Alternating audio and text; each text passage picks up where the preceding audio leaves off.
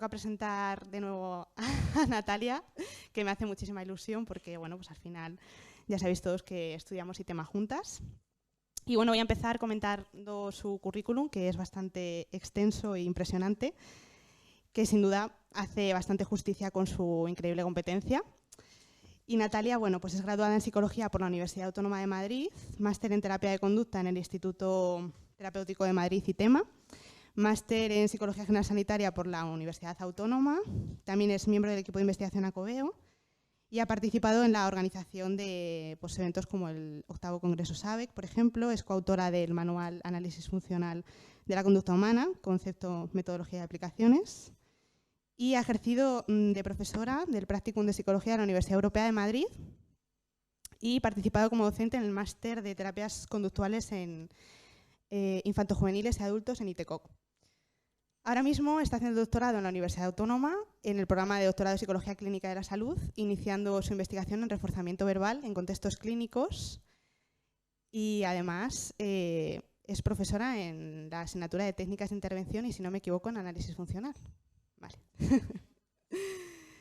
También es docente y tutora en el máster de ITEMA. Así que, bueno, pues bastante bien y, desde luego, representando mucho su capacidad como docente, que es brutal.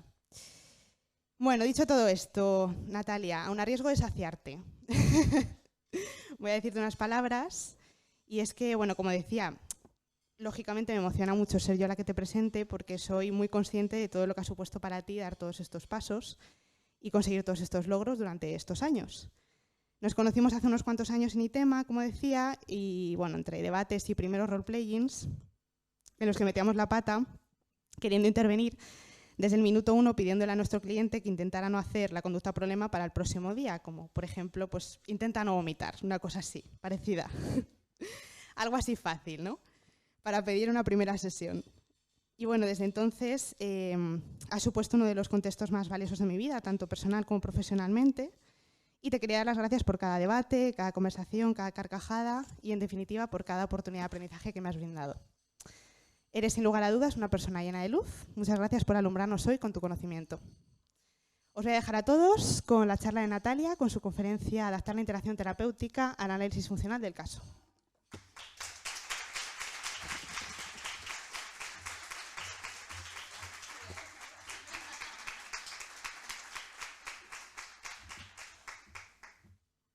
Hola, buenos días a todos y todas. Ahora ya no tengo ansiedad, tengo otra sensación que es parecida a la emoción. Voy a proceder a dar esta charla, esta conferencia y, bueno, primero me gustaría agradeceros a todos los que estáis aquí, ya habéis madrugado, que sé que un sábado cuesta, y luego también a todo el equipo de Libertia, porque para mí es un absoluto honor estar aquí para dar hoy esta charla. El objetivo de la charla de hoy, el título es muy ambicioso, ¿no? Cómo adaptar la interacción terapéutica al análisis funcional del caso. Se me escucha bien, ¿no? Sí, así. Aquí. Y el objetivo de la charla de hoy es justamente dar algunas ideas claves sobre cómo hacer esto. Seguramente todos los que estéis hoy aquí sepáis lo que es un análisis funcional y, si no lo sabéis, pues seguramente lo vayáis a saber pronto. Para mí el análisis funcional supuso un punto de inflexión en mi vida, hasta el punto de que no sé quién era antes de aprender el análisis funcional. Pero a lo largo de mi vida, a lo largo de mi trayectoria, también ha habido otros pequeños puntos de inflexión que de alguna manera han modificado mi manera de intervenir, han modificado mi manera de pensar también en la intervención. Y básicamente se resume en que no solamente basta con el análisis funcional, ¿no? Hay otras cosas, o más bien el análisis funcional se extiende a otros contextos y no solamente es un papel donde nosotros vamos analizando las conductas de la persona que tenemos delante. Entonces, bueno, realmente Elena me ha presentado ya bastante. Tenía aquí planeado hablaros un poco de en qué trabajo. Voy a detenerme poco en esto. Por un lado, como ha dicho Elena, estoy haciendo el doctorado, trabajo en el grupo de investigación Acoveo y en este grupo básicamente nuestro objetivo principal es desentrañar el proceso clínico, conocer cuáles son los procesos que explican por qué una persona cambia en terapia. Y para esto hacemos muchas cosas, pero entre ellas observamos muchas grabaciones de sesiones clínicas y vamos categorizando el comportamiento del cliente y el del terapeuta para ver qué es lo que hace el terapeuta que haga que en definitiva el cliente cambie. Y bueno, esto supone muchísimo debate, muchísimas discusiones entre todos los miembros del equipo, muchas dudas y también muchos cambios, ¿no? Nos vamos equivocando, vamos modificando, vamos perfeccionando este sistema de categorías y vamos aproximándonos también a conocer qué es lo que sucede en esa sala, ¿no? En la que estamos con una persona y vamos modificando su comportamiento. Por otro lado, también he trabajado como terapeuta, entonces esto también ha hecho que de alguna manera, ya fuera de la investigación, yo me enfrente a cómo tengo que hacerlo yo, de qué manera tengo que interactuar con la persona que tengo delante para aumentar las probabilidades de que cambie su comportamiento. ¿Cuál es la mejor manera de hacerlo? Y por último, también soy docente y bueno, esto último para mí creo que es como la parte más importante de las tres funciones o los tres trabajos que desempeño, porque tengo la responsabilidad de transmitir a los demás cómo hacerlo mejor o cómo soy docente por un lado de la universidad y también de terapeutas noveles. Entonces tengo que enseñar a terapeutas a cómo modificar o cómo interactuar en la sesión clínica para sacar el máximo partido al análisis funcional y para conseguir los objetivos que se han propuesto. Y bueno, esto último realmente me ha dado muchas pistas para la clínica y también para la investigación. Bueno, análisis funcional, lo que decíamos antes, punto de inflexión en la vida de seguramente muchos de los que estáis aquí. Es necesario, antes de hablar de cómo adaptar la interacción terapéutica al análisis funcional, que hagamos un recorrido sobre pues este término y de dónde sale. Por un lado, sabéis que está el análisis experimental de la conducta, que es la investigación básica en esos procesos que rigen el comportamiento humano, y por otro lado también el análisis aplicado de la conducta, que sería la implementación de todos estos procesos y las tecnologías derivadas a los problemas clínicos y de la comunidad, a los problemas que se consideran socialmente relevantes. Realmente el análisis funcional puro como tal, el análisis funcional planteado por Skinner, exigiría una manipulación experimental de las variables de las cuales la conducta es función y solamente así podríamos saber cuáles son las relaciones funcionales entre estas variables consecuentes y antecedentes. Nosotros lo que hacemos en terapia no es un análisis funcional puro como tal. Nosotros no manipulamos experimentalmente estas variables, nosotros hipotetizamos, nosotros observamos a la persona, a las conductas, a sus verbalizaciones y hipotetizamos qué función podrían cumplir esas variables que consideramos como relevantes. Es decir, hacemos un análisis funcional que es más indirecto, más descriptivo. Y digo esto porque es importante que sepáis, ¿no? que muchas veces el análisis funcional es como, ala, yo sé hacer análisis funcional, ya soy totalmente científico, ya sé aplicar esto, ya. Pues no, porque realmente no estamos manipulando ninguna variable experimentalmente, estamos hipotetizando, estamos aplicando lo que, o sea, teniendo en cuenta más bien esas hipotéticas funciones a la hora de intervenir en sesión, pero nos queda mucho. No las tenemos todas con nosotros, nos equivocamos y hay veces que hay que cambiar el análisis funcional precisamente por esto. Entonces, podemos implementar estrategias que permitan hacer un mejor análisis funcional o aumentar la sistematicidad en nuestra intervención de forma que el análisis funcional que nosotros hacemos en terapia, pues sacarle el máximo partido, ¿no? en la intervención y luego también ver si realmente hemos hecho un correcto análisis funcional o no. Pues bueno, esta es la pregunta que va a guiar esta charla. ¿Cómo hacer que mi análisis funcional sea mejor? ¿Cómo manipular más correctamente aquellas variables que son relevantes en una intervención?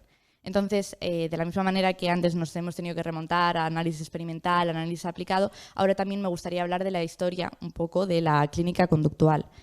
Por un lado, sabéis que tenemos las terapias de primera generación, que son aquellas que están basadas en los principios analítico-conductuales de Skinner y que requieren un manejo sistemático del contexto de la persona para modificar su comportamiento. Esto realmente es muy difícil en ambientes, en contextos, ambulatorios. En una clínica psicológica esto es muy difícil hacerlo. al igual que es difícil manipular experimentalmente y hacer ese análisis funcional puro en un contexto aplicado, pues también es difícil pasar de un contexto a lo mejor institucionalizado, donde a lo mejor quizás tienes más control, a un contexto ambulatorio donde ves a la persona con suerte una vez a la semana, ¿no? Porque yo estoy hablando con mi sesgo de lo que yo me dedico, que veo al final a mis consultantes una vez a la semana. Luego las terapias de tercera generación, que ya sabéis que son una vuelta al dualismo, a hipotetizar como variables causantes del comportamiento aspectos cognitivos y emocionales. Entonces, de alguna manera, las terapias de segunda generación, o estas sí, surgieron por no poder implementar esa sistematicidad a otros contextos. Y luego, las terapias de tercera generación, que yo no me considero terapeuta de tercera generación, pero sí que desde mi grupo de investigación sí que podemos reconocer la importancia esa importancia que ellos le dan al contexto socioverbal. Es decir, aquí se intenta otra vez volver al conductismo radical de Skinner, una visión monista, y se da importancia a esa interacción que hay verbal entre el terapeuta y cliente. Entonces, esto es el punto de partida realmente para entender cómo la interacción terapéutica ya no es solamente una herramienta de la cual nos valemos los psicólogos para saber qué es lo que le ocurre a una persona, sino que es el contexto donde hacemos los cambios. O sea, la interacción terapéutica, no conseguimos los cambios solamente a través de la interacción terapéutica, sino en la interacción terapéutica. Ahí es donde nosotros tenemos que analizar las variables, tenemos que analizar las verbalizaciones en este caso, los comportamientos y introducir cambios que bueno, se pueden hacer de diferentes maneras. Entonces, bueno, la pregunta de adaptar la interacción terapéutica al análisis funcional del caso, a mí me gustaría pasar por varios contextos, por así llamarlo, o varias maneras de conceptualizar esto y ver qué pistas nos pueden dar para que nosotros tengamos algunas ideas de cómo hacer esto más correctamente, de cómo ser pues, más sistemáticos quizás. Y entonces, bueno, como os he dicho ahora, las terapias de tercera generación dan importancia al contexto socioverbal y su premisa básica es básicamente que el contexto clínico, como acabo de decir, es un contexto más en la vida de la persona y que en ese contexto es donde se dan comportamientos clínicamente relevantes ante los cuales el terapeuta tiene que actuar. Por ejemplo, desde la psicoterapia analítico-funcional se dan unas reglas básicas que quiero hablaros aquí de ellas porque quizás nos puedan servir como idea de cómo actuar en sesión, ya no simplemente hacer un análisis funcional, sino bueno, cómo podemos actuar en sesión y ser funcionales, entre comillas, en sesión. Por un lado, y esto es básico, atender a los comportamientos clínicamente relevantes. Saber cuándo ocurren, ¿no? Un cliente puede decir una verbalización o puede hacer algo en sesión y nosotros como terapeutas no tenemos por qué darnos cuenta de que eso es clínicamente relevante o de que eso es algo objeto a evaluar o a modificar. También tenemos que aprender a evocar esos comportamientos clínicamente relevantes. Tampoco tenemos que esperar a que ocurran muchos de ellos, sino que tenemos que buscarlos, tenemos que entrenarlos, discriminarlos. Por otro lado, también actuar de forma contingente a estos comportamientos que ocurran, en un caso emitiendo reforzadores negativos, en otro caso emitiendo reforzadores positivos o verbalizaciones que quizás funcionen como ello. También observar el impacto de la conducta del terapeuta sobre el cliente e ir modificando, ¿no? Ver cómo estoy reaccionando yo ante lo que está haciendo el cliente en sesión y qué efecto está teniendo esto, o si está teniendo efecto, porque a veces no lo tiene. Y luego ya por último, generar en el cliente un repertorio de descripciones de las relaciones funcionales entre las variables de control y las conductas. Esto podría ser como generar reglas verbales, ¿no? Que ayuden al cliente a generalizar lo que aprende en sesión a otros contextos o generalizar en general lo que ha aprendido a contextos diferentes a los que ha sido entrenado. Y bueno, realmente todo esto a mí me tiene mucho sentido, ¿no? Yo veo todas estas reglas y me resultan interesantes y estoy de acuerdo con casi todas ellas, pero ¿qué es una conducta clínicamente relevante? ¿O cómo genero yo una regla? ¿Cómo actúo contingentemente o de forma contingente ante un comportamiento clínicamente relevante? Es decir, aunque tengan sentido estas reglas, tampoco nos están diciendo cómo hacerlo ni cómo realmente identificar esas conductas clínicamente relevantes, ¿no? Se quedan, una de las críticas que a veces se hacen, ¿no? Es que se quedan un poco fuera o que en los manuales básicamente de estas terapias a veces no hay ni un solo análisis funcional, ¿no? O si lo hay, pues es un análisis funcional que no es muy sistemático o muy preciso. Entonces, realmente aprender cómo hacer esto es lo que va a hacer que ya no solamente que hagamos bien un análisis funcional, sino que ese análisis funcional sirva de algo mediante nuestra interacción. Entonces, volvemos a la pregunta del principio, cómo adaptar el análisis funcional a la interacción terapéutica. Y aquí también me gustaría decir que la interacción terapéutica también nos tenemos que valer de ella para hacer el análisis funcional. No es solamente yo tengo un papel, ¿no?, y a partir de ese papel ya guío toda mi intervención hasta la última sesión. No. O sea, el papel lo puedes tener porque hay gente que lo hace a mano, hay gente que lo hace a ordenador, pero evidentemente hay que ir cambiándolo. El análisis funcional es dinámico. Y aunque tú puedas tener unas hipótesis funcionales con las cuales... Uy, me estoy comiendo el micrófono. Con las cuales planeas o diseñas una intervención, esa intervención hay veces que también hay que cambiarla. O, más bien, en esa intervención a lo mejor te puedes dar cuenta de variables que antes no habías tenido en cuenta porque no se había dado la situación. Entonces, ¿cómo adaptar la interacción terapéutica al análisis funcional del caso? Pues a mí me encantaría daros como una respuesta que fuese muy clave, muy clara y que ya sirviese para todo, pero no la tengo. Entonces, básicamente, planificando y aumentando la sistematicidad de nuestra práctica, es decir, volviendo a esa rigurosidad, a esa precisión que de alguna manera hay veces que no podemos aplicar, pero que en muchas ocasiones hemos perdido justamente porque como no la podemos aplicar, pues bueno, pues vamos a ir haciendo esto de una manera un poco más aleatoria. Entonces aquí me gustaría en este punto hablar del análisis aplicado de la conducta. En concreto, bueno, he puesto aquí el Cooper.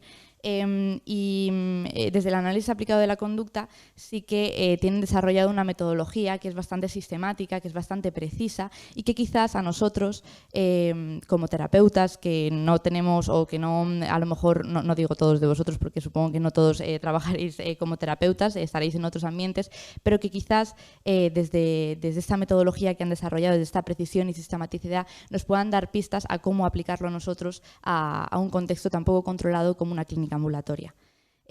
Una de las cosas que hacen es observar y registrar sistemáticamente las conductas. Y bueno, esto puede parecer muy básico, pero es que hay veces que no lo hacemos. A veces no lo hacemos pues, por falta de tiempo, o a veces no lo hacemos de manera sistemática pues porque bueno, nos vale un autorregistro así en sucio que nos diga lo que ha pensado durante esta semana y ya está. Pues quizás eso va a hacer que hagamos un mal análisis funcional o que intervengamos mal o que no nos demos cuenta de algunas verbalizaciones.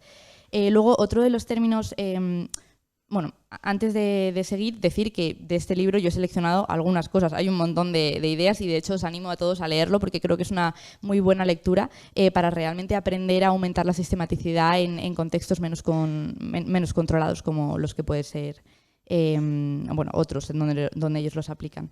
El concepto de habilitación me ha llamado también la atención y la habilitación sería el grado de ajuste, el grado se utilizaría para determinar o para seleccionar más bien una conducta relevante a modificar, ¿no? Sería el grado en el que esa conducta se puede mantener en la vida de la persona y va realmente a suponer un aumento de los reforzadores a corto y largo plazo y pues nuevos ambientes donde pueda aprender nuevos aprendizajes. Y esto me ha llamado la atención y me ha gustado porque en muchas ocasiones, o en pocas ocasiones más bien, nos preguntamos hasta qué punto podemos modificar una conducta o esto que yo voy a intentar modificar en la vida de la persona va a caer en saco roto, ¿no? Voy a estar ahí entrenando a la persona continuamente en modificar esto cuando a lo mejor en su contexto esto no se va a mantener y no puede cambiar la persona, cambiar la persona de ese contexto.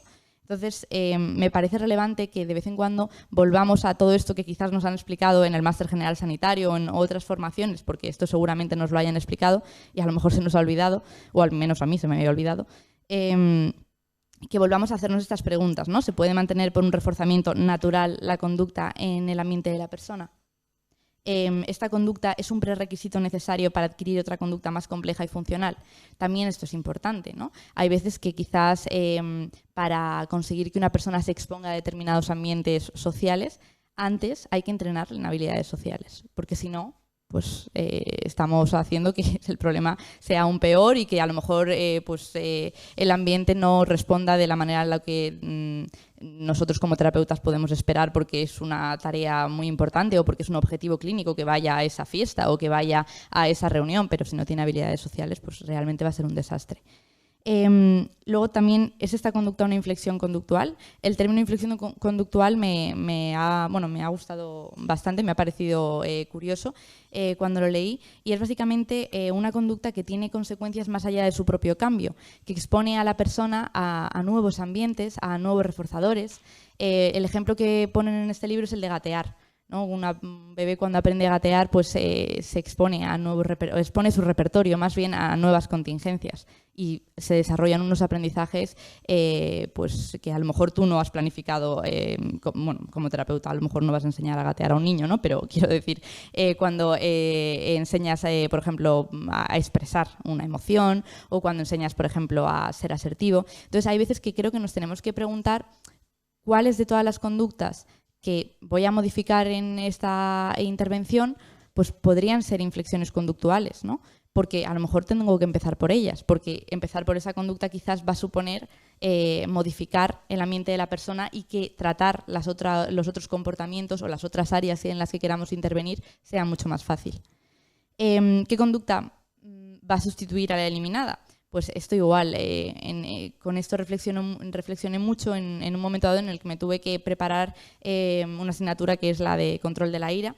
Al final, en muchas ocasiones los tratamientos se enfocan en eliminar los comportamientos de expresión de ira. Y no digo que esto esté mal, pero al final la ira es una manera de comunicarse.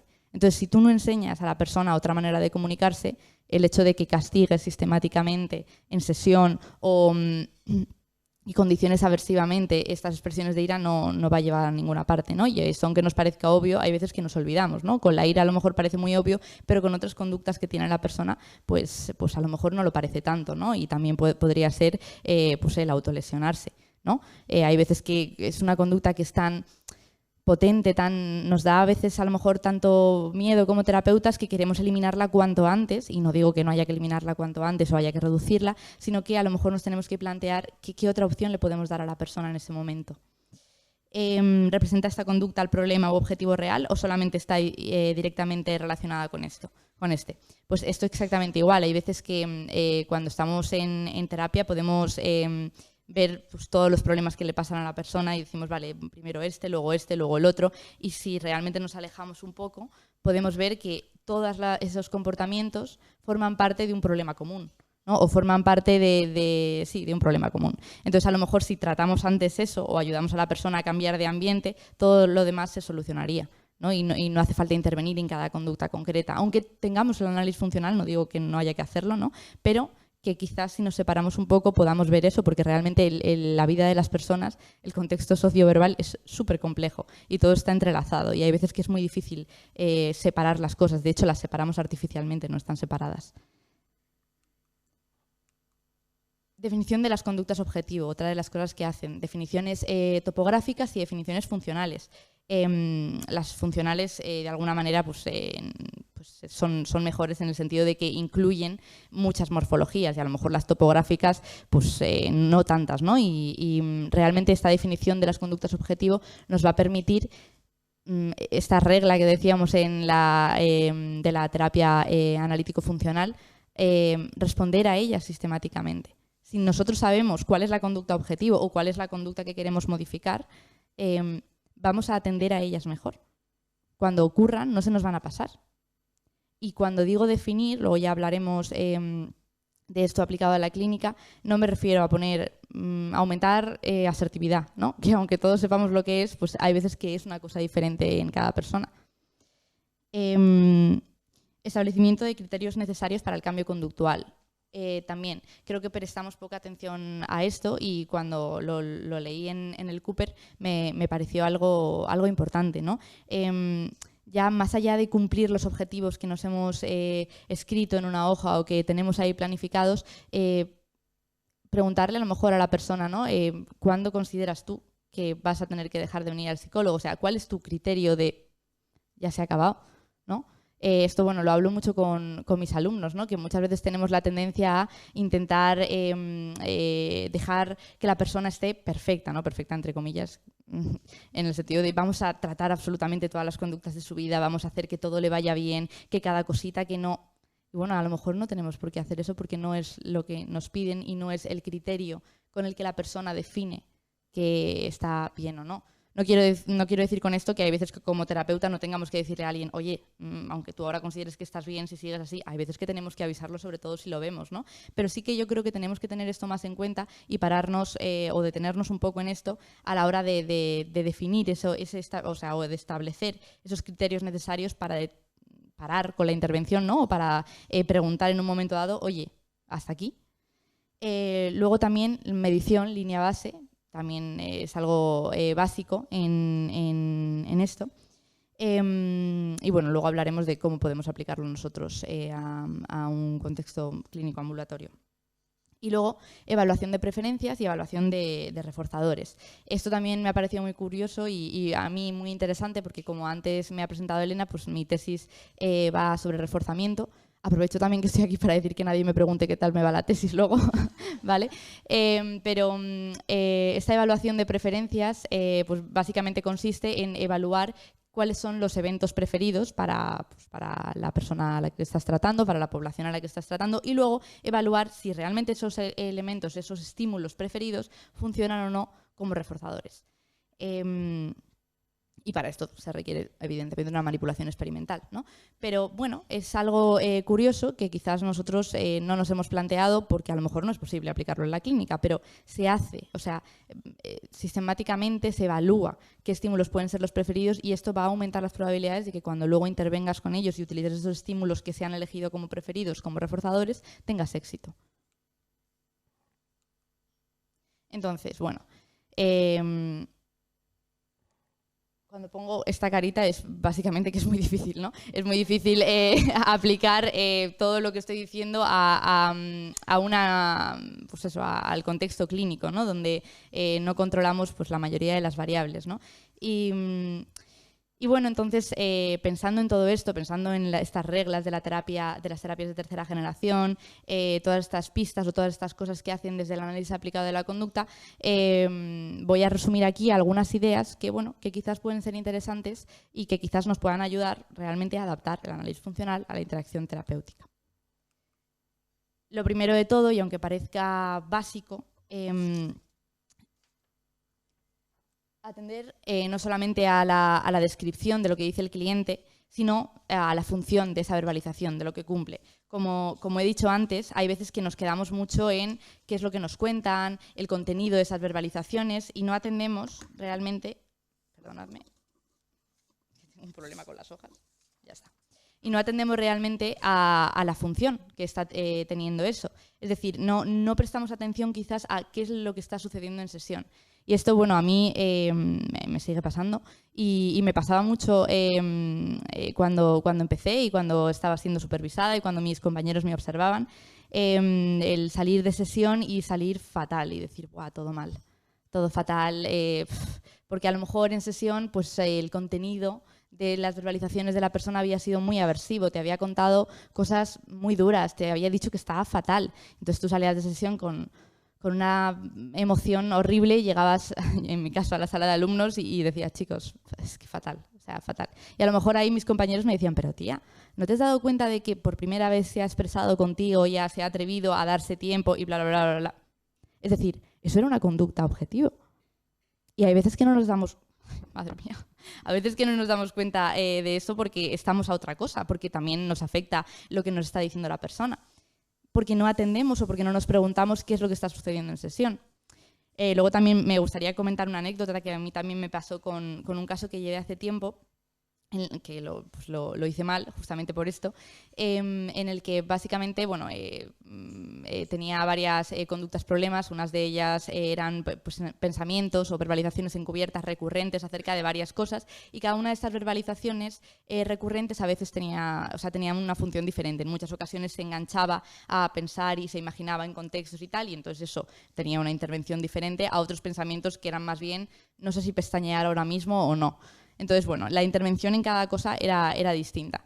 Y yo en ese momento me centré en lo que me estaba contando y me centré en lo que a él le estaba dando importancia, y hice un tratamiento que de hecho se lo cuento siempre a mis alumnos, que es: en este punto tienes que hacer esto, en el punto 1.2 tienes que hacer lo otro, en esta verbalización concreta no sé qué. Y cada vez que venía la persona a sesión le preguntaba: ¿qué tal? ¿Han aparecido estas verbalizaciones? ¿Estos pensamientos? ¿Te ha ocurrido eso? Es decir, estaba todo el rato reforzando esas comprobaciones. Estaba todo el rato haciendo que la persona fuese súper rígida, que no generalizase, que ante esto, que ante lo otro, tal, que no estaba generando ningún contexto de aprendizaje, no estaba atendiendo a qué es lo que realmente estaba pasando en sesión, y recurrentemente venía la persona y yo recurrentemente le preguntaba y empleaba pues casi toda la hora de la sesión en hablar de esto. Hasta que, bueno, pues también gracias a alumnos me di cuenta de que lo estaba haciendo mal, de que no me estaba dando cuenta de qué es lo que estaba yo provocando en sesión, más allá de lo que estaba sucediendo fuera, o más allá de que a lo mejor mi análisis funcional de esas conductas concretas estaba correcto, pero no del problema general, ¿no? De lo que estaba sucediendo, de la interacción. Otra de las cosas que podemos hacer es aumentar la sistematicidad en la evaluación, registrar algún tipo de línea base. Evidentemente, pues esto es difícil, no nos vamos a poner a lo mejor a hacer un conteo de cada verbalización que consideramos relevante, ¿no? O bueno, o sí, no lo sé, pero a lo mejor no nos es difícil esto, pero sí que quizás podemos, pues cuando acabe la sesión, pues emplear un tiempo en ver hasta qué punto se ha conseguido algún objetivo, o apuntar alguna verbalización relevante que se haya dicho, o alguna verbalización que no es relevante pero que quizás podamos modificar, o sea, que no es relevante, que sí que es relevante pero no, a lo mejor es la verbalización meta y que podemos modificar más tarde. Es decir, evaluar un poquito más sistemáticos, un poquito mejor, ¿no? Utilizar el autorregistro como una herramienta también para tener esa línea base. Luego, identificar las verbalizaciones meta del cliente, más allá del momento de la aplicación de una técnica, ¿no? Muchos de los que estáis aquí y a lo mejor habéis leído sobre reestructuración cognitiva o sobre moldeamiento verbal, habéis visto que hay un procedimiento, ¿no? O que en muchas ocasiones para entrenar la aplicación del moldeamiento verbal, pues hay que elegir una verbalización meta, hay que tener muy claro hacia dónde vamos, verbalizaciones intermedias, pero realmente podemos hacer esto también en toda la terapia. No digo siempre, no digo continuamente, pero quizás también nos tenemos que plantear a la hora de diseñar una intervención qué verbalizaciones considero yo que tengo que conseguir en esta persona, ¿no? Y escribirlas. Y a lo mejor eso nos ayuda a atender a esas verbalizaciones. Y no digo que esto a lo mejor lo tengamos que hacer todos, porque no conozco las condiciones de vuestros contextos, y a lo mejor lo tenéis muy claro y no os hace falta pues planificarlo, pero cuando uno es inexperto es muy difícil saber qué es una verbalización meta o qué es una conducta clínicamente relevante. Entonces, identificarlo, planificarlo, describirlo bien nos puede ayudar realmente a esa regla de ser contingente o atender a las conductas clínicamente relevantes. Luego, el análisis funcional propio. Pues esta parte creo que también es muy importante, ¿no? Saber cómo reacciono yo a las cosas que suceden en sesión. Porque hay veces que, como decía ayer la profesora Frochan, que podemos estar actuando en función de nuestro estado emocional, y eso pues, sería algo nefasto realmente, ¿no? No estaríamos ayudando a la persona. Pero, bueno, tenemos estados emocionales, o tenemos emociones más bien, ¿no? Y hay veces que esto ocurre, que una persona a lo mejor, o un cliente en concreto, nos puede estar contando algo y eso nos puede estar afectando, nos puede recordar algo que estamos viviendo, y eso va a modificar seguramente la manera que tengo de intervenir con él. Lo va a modificar si no presto atención o no soy consciente de qué es lo que estoy yo haciendo o dejando de hacer, o cómo estoy yo reaccionando ante eso. Entonces, prestar atención a las propias reacciones creo que es esencial y que realmente ayudaría a aumentar esta sistematicidad de la que estamos hablando. Línea base de verbalizaciones que usamos como reforzadores. Con línea base no me refiero a lo mejor a apuntar absolutamente todas las palabras que usamos, ¿no? Pero sí quizás ser más conscientes de qué manera dispensamos alabanzas verbales, de qué manera utilizamos determinadas palabras, porque hay veces que los objetivos en una intervención entran un poco en choque, ¿no? Por ejemplo, tenemos el objetivo al principio de convertirnos en un estímulo condicionado apetitivo para la persona. Entonces, ¿qué es lo que puede pasar? Pues que en las primeras sesiones estemos, ¡buah, fenomenal, todo genial, perfecto, ideal, súper guay! Vale, pues si luego queremos alabar una conducta que tenga mayor coste una vez hayamos hecho el análisis funcional, pues la persona a lo mejor se va a quedar como, bueno, si me decías perfecto por sentarme en una silla, ¿no? O si cada vez que entraba me decías, ¡buah, fenomenal, qué bien que hayas venido, todo ideal! Entonces, no quiero decir con esto que haya que ser fríos o que haya que cambiar nuestra manera de hablar, o bueno, a veces sí, ¿no? Pero, sino que también tenemos que ser conscientes de qué manera hablamos en las primeras sesiones, ¿no? ¿Qué palabras estamos usando?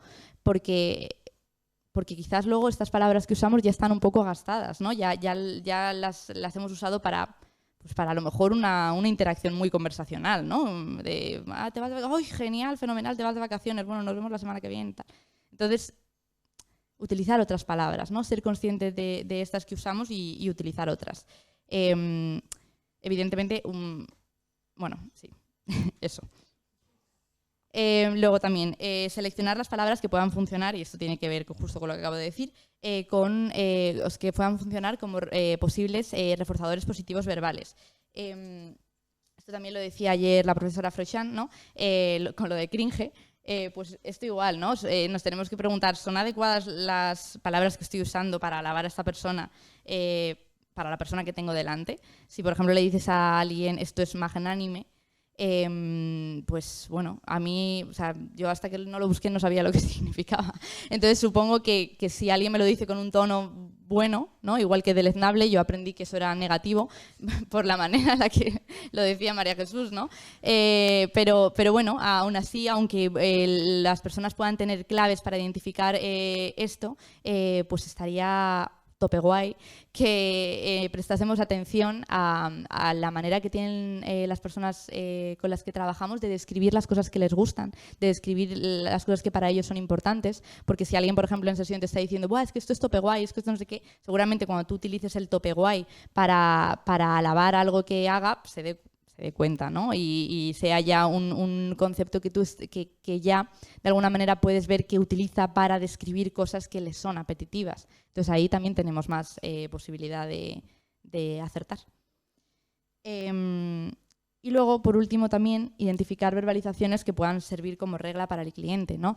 Identificar qué cosas les podemos decir que en un primer momento quizás sean instrucciones, pero que en un momento dado se pueden convertir en reglas, que los pueden generalizar a contextos, y para esto hay que identificar cuál es el problema general de la persona y qué palabras usa también para describirlo, ¿no? Si, por ejemplo, alguien te dice es que no sé quién soy, o es que quiero ser 100% yo, o verbalizaciones como estas, quizás también puedas utilizar esto que dicen, ¿no? De ser por cien tú para describirlo y para que se plantee en cada momento, entenderme, no todo el rato, ¿no? Porque si no a lo mejor también estaríamos desarrollando un problema. Esto es ser 100% yo, aquí estoy siendo, ¿no? Y eso puede servir para realmente lo que decíamos de condicionarnos al ambiente de la persona, de hacer que esa persona en determinados momentos en los que tenga que tomar una decisión sepa utilizar esta pregunta, esta regla, y sepa qué conductas, porque eso lo tenemos también que hacer en sesión, describirlas, podrían hacer referencia a esto que es importante para ella. Entonces, bueno, básicamente todo lo que acabo de decir se resume en aumentar rigurosidad, sistematicidad y planificación. Y antes de terminar, me gustaría hablar de la supervisión, docencia y de las sesiones clínicas, porque creo que esto es una buena manera de aumentar esta sistematicidad, esta planificación y esta rigurosidad. O sea, al final, al ser supervisados, tenemos a alguien ahí que está continuamente, si nos observa, pues tenemos esa suerte, ¿no? Viendo de qué manera usamos nuestra interacción para conseguir ese cambio. Luego también al supervisar, yo por lo menos aprendo muchísimo, porque al atender también a la conducta verbal de mi supervisado, ¿sí? De mi supervisado, pues también voy aprendiendo maneras de hacerlo que me pueden servir a mí, ¿no? Voy atendiendo a eso y lo que yo observo sistemáticamente para una persona quizás también lo pueda observar conmigo. Entonces, me gustaría hablar aquí de este paper, que bueno, que no es un paper basado en procesos, no es un paper conductual, no sé cómo llamarlo, no es un paper a lo mejor que tenga mucho que ver con lo que yo estudio, pero me ha parecido curioso porque básicamente la conclusión principal del paper, que es el título del paper, que está muy orgulloso de los resultados, es que el feedback progresivo y sistemático, que es un feedback semanalmente, disminuye la distancia entre los terapeutas menos efectivos y los más efectivos. En este caso concreto, básicamente recibían un feedback semanal basado en resultados, era un cuestionario, y en ese cuestionario pues iban viendo dónde, anda, pues mi cliente está aquí. Bueno, aquí quiero decir de que está mejorando, ¿no? O ha contestado a este ítem de esta manera. Entonces iban recibiendo ese feedback semanal y era un feedback basado en resultados, ni siquiera era un feedback basado en procesos, ¿no? De lo que tú has hecho para que ese cliente... Y aún así mejoraba la práctica. Entonces, imaginaos lo que podría mejorar la práctica, una supervisión clínica conductual, una supervisión basada en procesos, ¿no? Una supervisión que, ya os digo, no necesariamente la tiene que hacer un supervisor. También podemos ser... micrófono. También podemos ser supervisores de nuestro propio comportamiento, ¿no? Y hay veces que no tenemos la oportunidad de estar supervisados, ni de pagar una supervisión, ni de estar en una formación que nos pueda supervisar, pero bueno, tener esto en cuenta y ver que revisar de vez en cuando, ¿no? o nuestro comportamiento y nuestros resultados y qué es lo que estoy consiguiendo va a mejorar seguramente nuestra práctica clínica. Y ya me gustaría terminar con ¿es posible todo esto? Pues no lo sé, la verdad. Y sí, es un poco desmotivante, pero es que realmente trabajamos, todos los que estáis aquí seguramente trabajéis en contextos muy diferentes. Las vidas que tenemos cada uno de nosotros también pues a veces son complicadas y no podemos a lo mejor tomar todo el tiempo que requiere esta sistematicidad, precisión, bla, bla, bla. Pero bueno, no por ello yo creo que tenemos que renegar de ello, ¿no? Tenemos que planeárnoslo como una meta, porque seguramente en un momento dado el análisis funcional también fue una pereza absoluta, ¿no? Y fue que tengo que analizar la función de ¿para qué? ¿No? Pues esto igual. Yo creo que bueno, que tenemos que aspirar a ello y a mí, bueno, esto tendría que haber ido antes de lo que acabo de decir, pero bueno, me habéis entendido.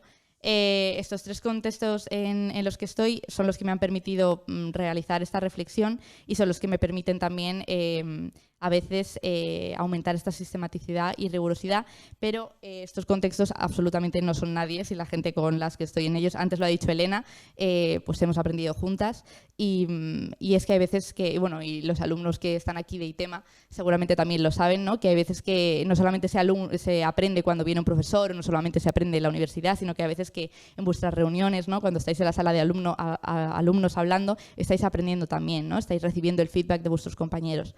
Entonces, acabo aquí para decir que, bueno, que no sé si es posible, pero que contextos como estos, como las JAFA, pueden permitir que os conozcáis entre vosotros y que quizás en algún momento podáis ser compañeros de trabajo o no compañeros de trabajo, pero podáis llamaros y, oye, tengo un caso que es que no sé qué hacer con él o tengo esta situación, ¿te lo puedo contar? Y estoy segura que eso realmente va también a aumentar vuestra sistematicidad, rigurosidad y planificación cuando no sea posible. Y nada, muchísimas gracias.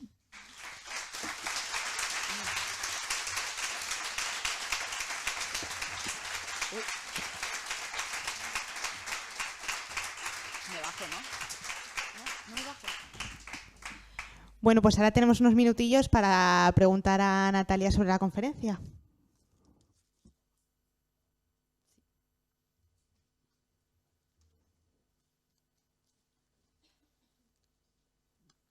Hola, me ha gustado mucho, por cierto. Decías antes que utilizáramos una serie de verbalizaciones como refuerzo positivo, pues un poco utilizar el lenguaje del propio cliente. Si es coloquial y tal, pues puede ser útil, ¿no?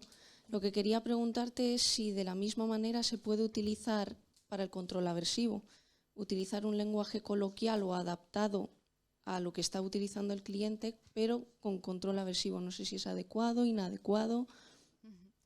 Muy buena pregunta. Y muy interesante.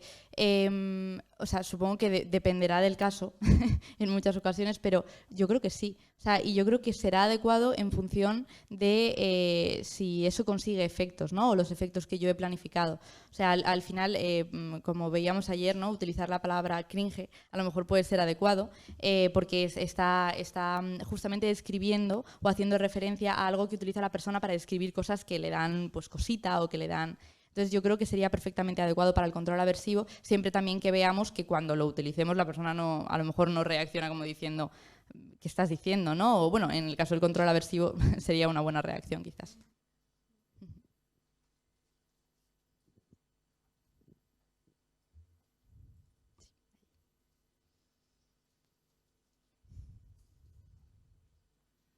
Hola, otra vez yo. A ver, mi pregunta es, o sea, sobre todo a los psicólogos que ya ejercen como tal, siempre me da la impresión de que la interacción es casi como un teatro y de hecho en mi universidad el único profesor que me acercó al conductismo, cuando hacíamos roleplay me daba la sensación de que casi que como que cambiaba por completo y empezaba a hablar con el que era el cliente como si fuese algo muy preparado, muy tal, y la verdad es que eso me preocupa porque no se me da bien las cosas artificiales, por decirlo así. Y no sé si vosotros sentís así o luego con la práctica lo vais haciendo como normal, ¿no? En plan, como vosotros mismos. Pero a día de hoy es que lo veo siempre como muy un papel, básicamente. No sé si me explico.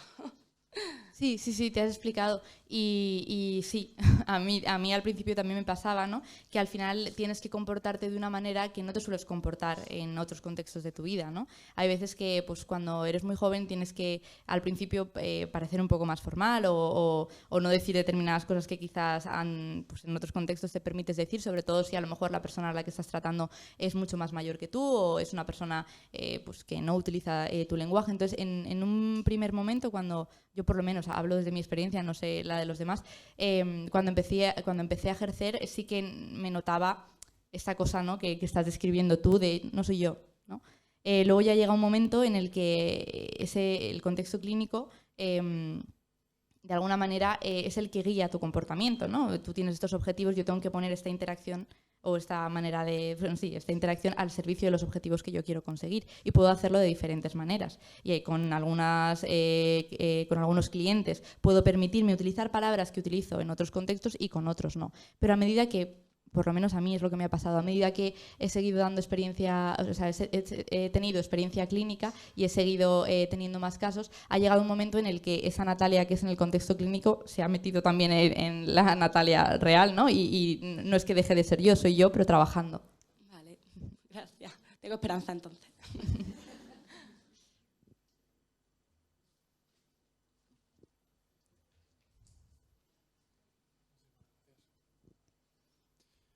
Bueno, lo primero felicitar por la maravillosa ponencia, que ha estado muy interesante. Mi pregunta va dirigida a lo que refiere a las instrucciones.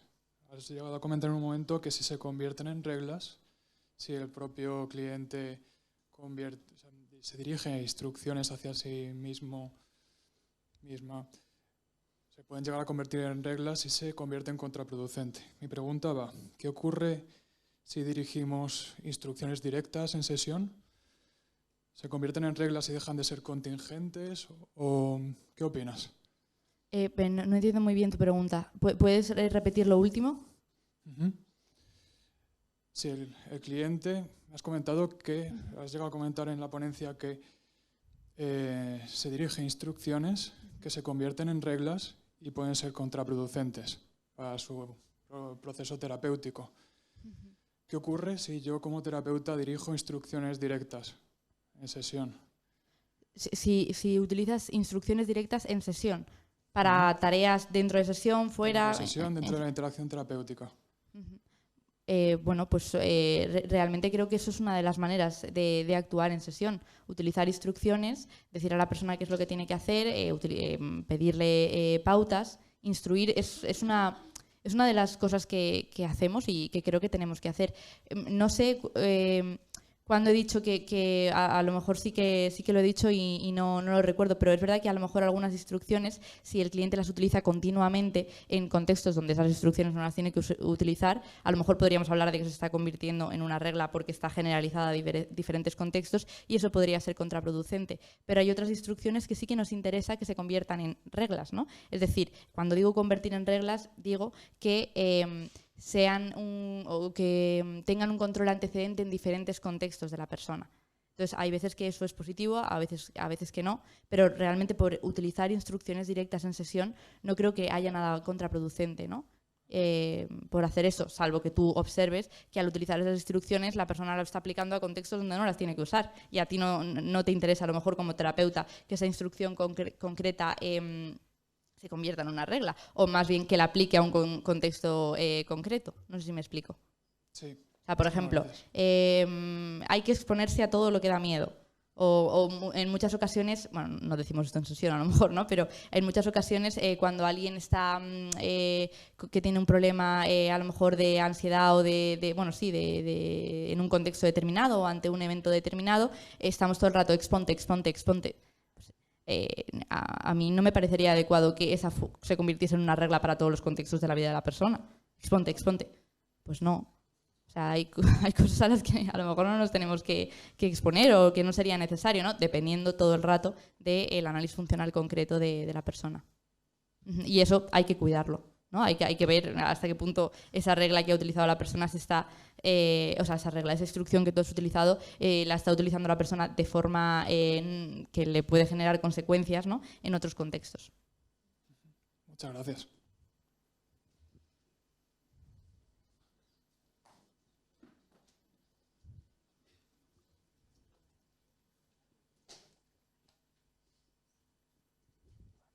Mi pregunta es un poco parecida a la suya y es en la parte de registrar las verbalizaciones metas del cliente o cuál sería para el cliente el criterio de, vale, ya estoy bien, ¿cómo gestionarías el que esa verbalización meta o ese criterio de ya bienestar para el cliente en verdad fuera una conducta problema en el sentido de que es una verbalización de escape y de evitación que dices, vale, esto a nivel momentáneo te alivia el malestar, pero realmente el problema no se soluciona?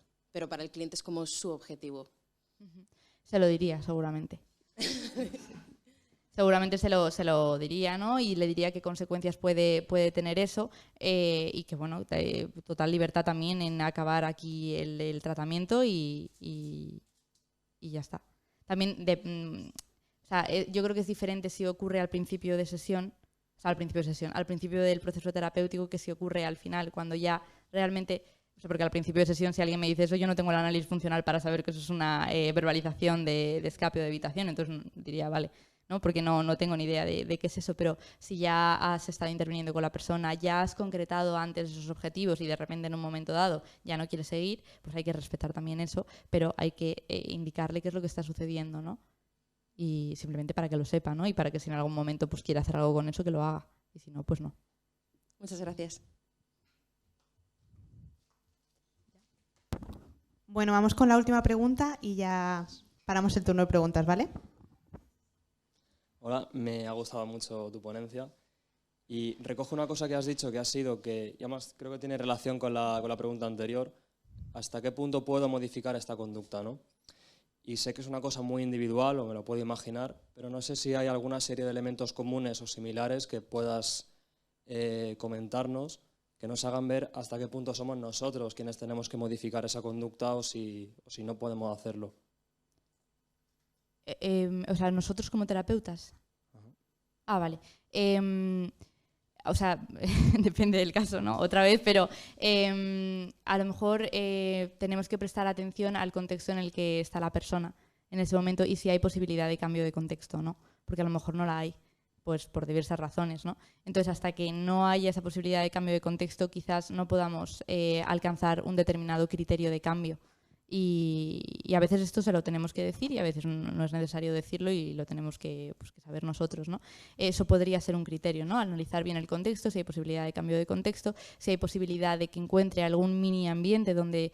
mini ambiente, por decir algo metafórico, pero en realidad puede ser un ambiente enorme, donde encuentre esas contingencias, ¿no? Que van a mantener a lo mejor esa conducta que le va a venir bien en un futuro para otros contextos. Luego también el momento en el que se encuentre la persona en ese punto, ¿no? O sea, hay veces que las personas pueden llegar con un determinado objetivo, un problema, y luego de repente en su vida ocurre algo que no tiene nada que ver con eso, pero que tumba emocionalmente, quiero decir, a la persona, ¿no? Que pues a lo mejor si está en ese estado no es el mejor estado para intentar conseguir un cambio, o para tú como terapeuta decir tiene que conseguir este cambio, ¿no?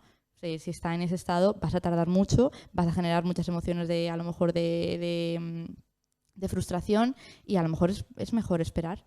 Y bueno, y luego también quién pone el punto entre lo que es una reacción normal y lo que no es una reacción normal ante un evento, ¿no? Pues hay veces que, pues por ejemplo pasa con el duelo, ¿no? El duelo, ¿cuándo es normal? ¿Cuánto dura? ¿Cómo lo viven las personas? Pues es que depende de muchas cosas, ¿no? Evidentemente hay criterios, ¿no? Que nos ayudan un poco a guiarnos a lo mejor a nivel temporal de qué es lo que podemos considerar que ya se está yendo, ¿no?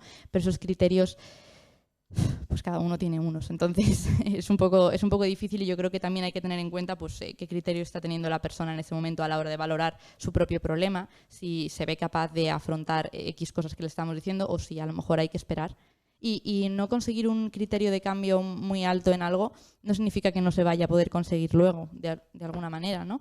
O incluso que las instrucciones que tú le hayas dado o las pautas que tú le hayas dado a la persona, luego en un tiempo no las pueda volver a usar y decir, ah, vale, era esto, ¿no? A lo mejor sin ti. No sé si te respondo.